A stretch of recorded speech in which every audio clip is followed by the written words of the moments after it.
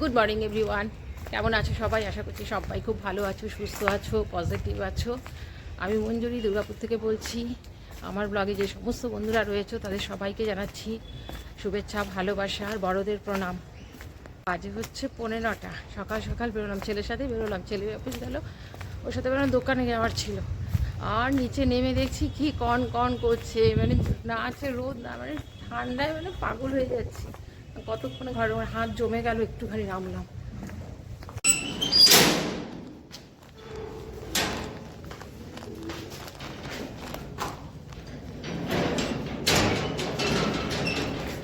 আগে একজন নামলো লিফট থেকে, আর সঙ্গে সঙ্গে লাইটটা চলে গেল।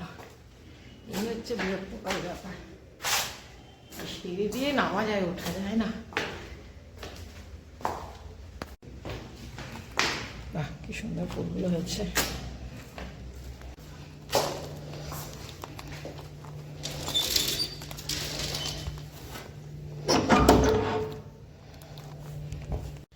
সিঁড়ি দিয়ে উঠলে অবস্থা খারাপ হয়ে যায়, তার মধ্যে আবার হাতে থলি, মানে উঠে এসে বসে পড়েছি। একটু চা করি। চা, ওই দেখো লাইট নেই, তো চা করা আছে, তখন চা খেয়েছিলাম ছেলের সাথে। কিন্তু এখন মনে হচ্ছে একটু চা খাই, তারপরে কাজে লাগবো। ডিম আর আলু সেদ্ধ দিয়েই তো বসিয়েই গেছিলাম। আজকে তোমাদের আমি বললাম না যে good morning, welcome to our new blog, কারণ আমি অনেক দিন পর মোবাইল হাতে নিলাম, মানে ভিডিও করব। মাঝখানে এতটাই চিন্তা ভাবনা করলাম যে না, ভিডিও করব না, ছেড়ে দিই। কারণ অনেক কিছু শুনছি, যখন শুনছি ইউটিউবে দাঁড়ানো কতটা ডিফিকাল্ট, তো তখন মনে হচ্ছে যে আমি ছেড়ে দিই, দূর আর পারবো না। আবার মাঝে মাঝে মনে হচ্ছে একটা একটা করে সাবস্ক্রাইবার তো প্রত্যেক দিনই বাড়ছে, তখন মনে হচ্ছে ছেড়ে দেবো। আর বিশেষ করে 2-3 জন সাবস্ক্রাইবার বারবার বলছে একদম বন্ধ করবে না, মানে মেসেঞ্জার করছে বা ভয়েস মেসেজ করছে বা যে কোনো জায়গায়, ইনস্টাগ্রামে অনেকে করেছে, বলছে একদম ছাড়বে না। এই যে 361-62টা যে তুমি সাবস্ক্রাইবার পেয়েছো, তোমার পরিশ্রমের ফলেই তো এটা পেয়েছো, কষ্ট করো না।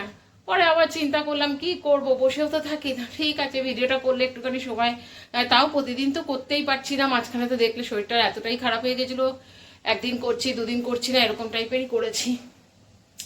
চেষ্টা করি ছোট্ট ছোট্ট একটা ব্লগের মাধ্যমে শর্টসে ছাড়ার, তো শর্টসে তো অতটা আমি করি না, তো সেই জন্য আজকে অনেকদিন পর মোবাইলটা হাতে নিলাম।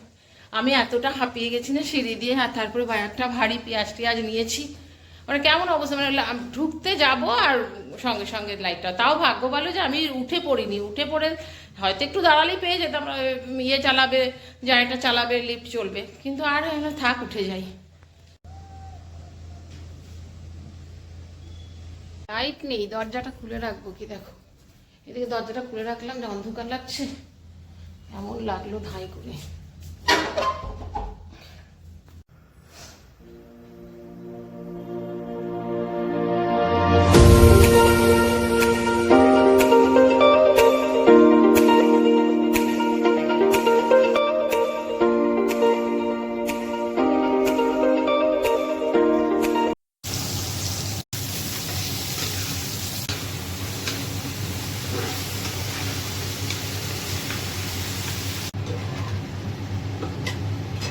লাল শাক রয়েছে, ভাবছি লাল শাক করবো না একটু মুসুরির ডাল সেদ্ধ দেবো।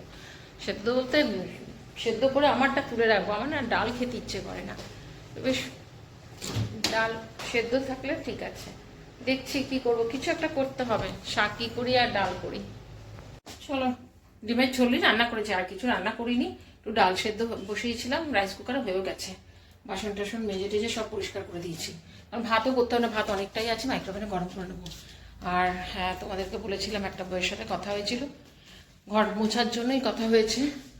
তো এসেছিলো 13 তারিখে, তখন আমার কাজ হয়েছে। 13 তারিখে আমার দেখা হয়েছে, ও বলেছিল ঘুরতে যাবো, ঘোরার থেকে এসে যাবো, আসবো।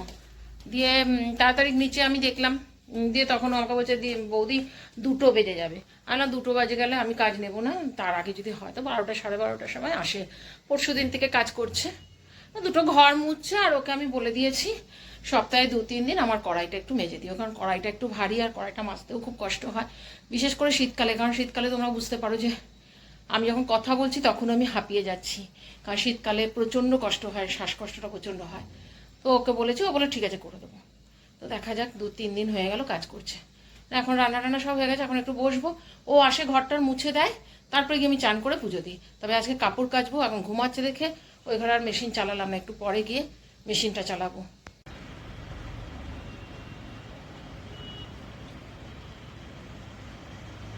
রাস্তায় পিচের কাজ হচ্ছে, যতবার এখানে পিচ তো মানে থাকেই না, যতবারই পিচ করে ওই মানে 1 মাস 2 মাস, তারপরে আবার গাড্ডা হয়ে যায়।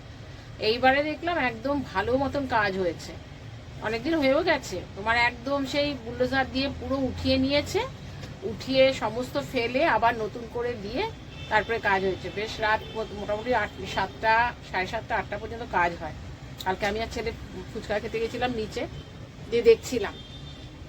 আর হয়ে যায় কি বলতো, যখন এই যতটা কাজ হবে ততক্ষণ হচ্ছে তোমার ওয়ান ওয়ে হয়ে যায়, ওই জন্য ভয় লাগে। আর আমি ওই জন্য সবসময় ছেলেকে রাত্রেবেলা বলি কখনো বেরোবি না, কারণ ওয়ান হয়ে গেলে না রাত্রেবেলায় বিশেষ করে কষ্ট হয়। দিনে তো তাও ঠিকঠাক দেখা যায়, আর তারপরে যা কুয়াশা, কালকে তো এমন একটা ঘটনা পড়েছে, পরে তোমাদের বলবো। আমার তো মানে কান্নাকাটি লেগে গেছিলো ফাঁকা ঘরে। আর কাজের বউটা গেল কাজ করে, ঘর ঝাড় দিয়ে ঘর মুছে, এবার চান করবো, তারপরে পুজো দেবো। আজকে তো বৃহস্পতিবার, আমি বেলা হয়ে যায়, আসল ব্যাপার এত বেলা করে আসে ঘর মুছতে না, আমারও একটু দেরি হয়ে যায়। ঠিক আছে, তবু তো করে দিয়ে যাচ্ছে। ও বেরোলে পরে আমি একটুখানি একটু এসে দাঁড়ালাম এখানে।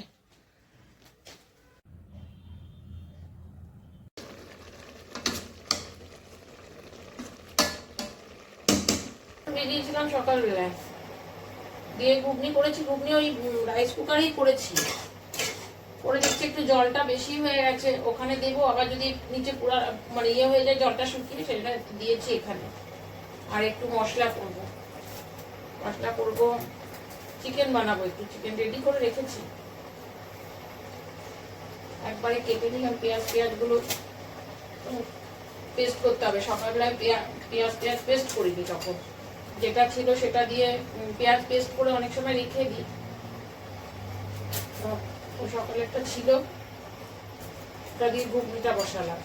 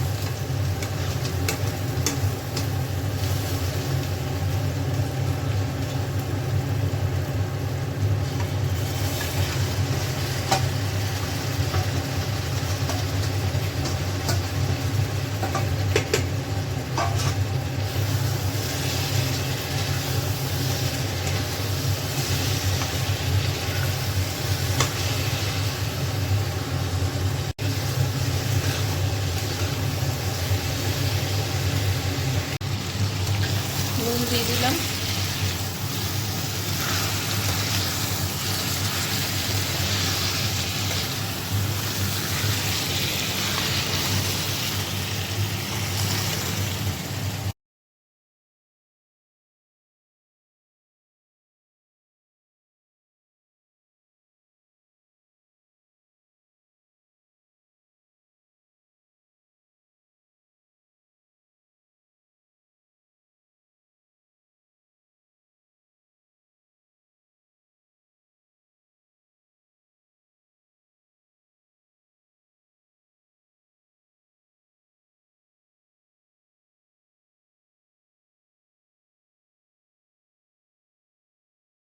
চলো চুল টুল আছড়াই নি, ওইভাবেই নেমে গেলাম।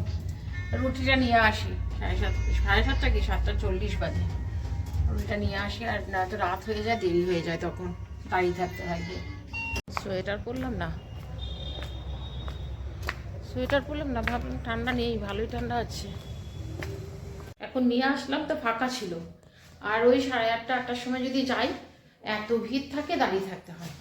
আর নিয়ে রেখে দিই। চলো 10টা বাজে, বসেছিলাম একটু মোবাইল টোবাইল দেখছিলাম, খানিকটা এডিটিং করে রাখলাম। এই চিকেনটা একদম ঠান্ডা হয়ে গেছে, একটু গরম করতে বসালাম। খাবার বাড়বো, রুটি নিয়ে এসেছি, রুটি আর চিকেন। চলো ভিডিওটা আমি এখানে এন্ড করছি। আশা করছি তোমরা যদি এই পর্যন্ত ভিডিওটা দেখেছো তাহলে তোমাদের ভালো লেগেছে, আর যদি ভালো লেগে থাকে প্লিজ তোমরা ছেড়ে যাওয়ার আগে লাইক কমেন্ট শেয়ার সাবস্ক্রাইব করো। তোমরা ভালো থেকো, সুস্থ থেকো। নেক্সট ব্লগে আবার দেখা হবে, ততক্ষণ পর্যন্ত টাটা, গুড নাইট।